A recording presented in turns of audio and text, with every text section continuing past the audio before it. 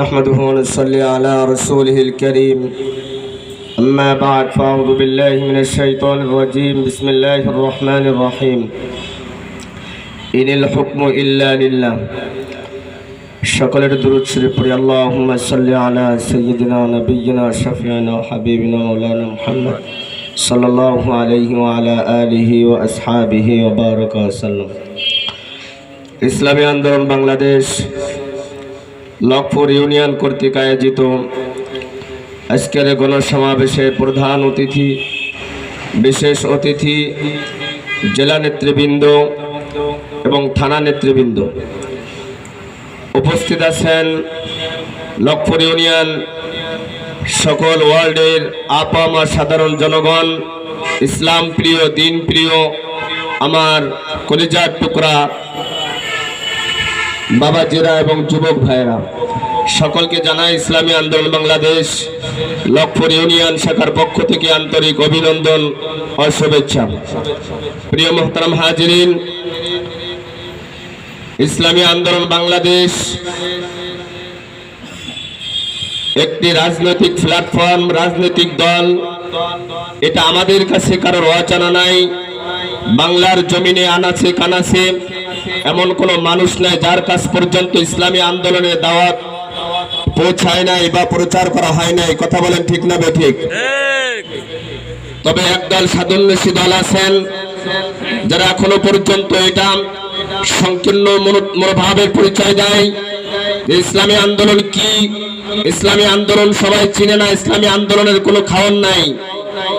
আমি ওই সমস্ত সাধুবাজ ব্যক্তিদেরকে বলতে চাই ইসলামী আন্দোলন কি এবং ইসলামী আন্দোলন এ বাংলার জমিনে উল্লেখযোগ্য একটি ইসলামিক রাজনৈতিক দল।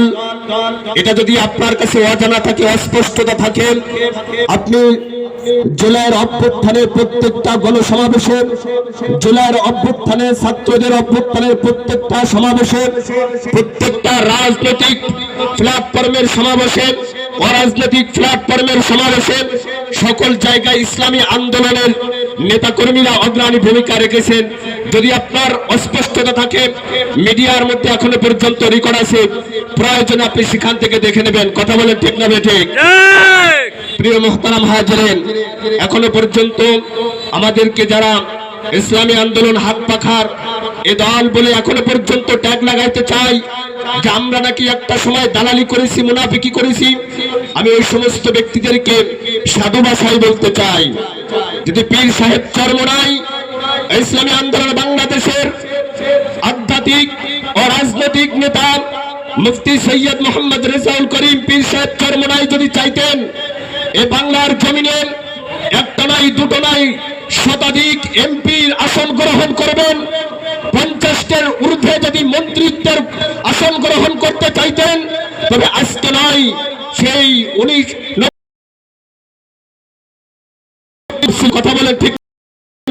কিন্তু আমরা লেজুর ভিত্তিক কোন রাজনৈতিক দলের সাথে আজ পর্যন্ত ইসলামের ব্যানারে কখনো মুনাফিকি করি নাই, ইসলামের ব্যানারে আজ পর্যন্ত ইসলামকে কুলসিত করি নাই।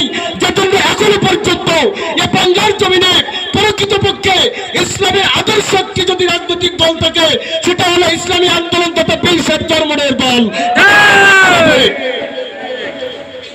প্রিয় মুহতারাম হাজিরিন, আজকে দুঃখের সাথে বারাক্রান্ত দিলে নিয়ে বলতে হয়, জেলার অভ্যুত্থান 5 আগস্টে, 4 আগস্ট আপনারা ভিডিও খুলে দেখবেন মিডিয়ার মধ্যে, নায়েবে আমির সাহেব মুফতি সৈয়দ ফয়জুল করিম সাহেব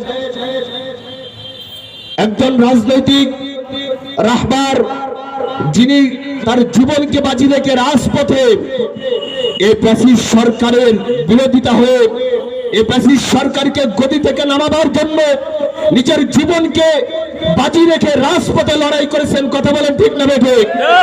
মুহতারাম হাজিরিন, আমরা বেশি কথা বলতে চাই না, সর্বশেষ যেটা বলতে চাই, আজকে ইসলামী আন্দোলন এটা আর কারোর কাছে ছোট করে দেখার সুযোগ নাই। ইসলামী আন্দোলন এ বাংলার জমিনে উল্লেখযোগ্য একটি রাজনৈতিক দল। কথা বলেন ঠিক না বেঠিক?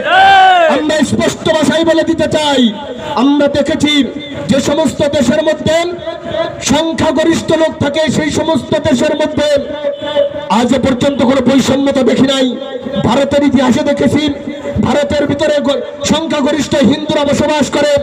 আমাদের ইতিহাসে দেখেছি আজ পর্যন্ত ভারত সরকার হিন্দুদের সাথে কোনো বৈষম্যতা করে নাই।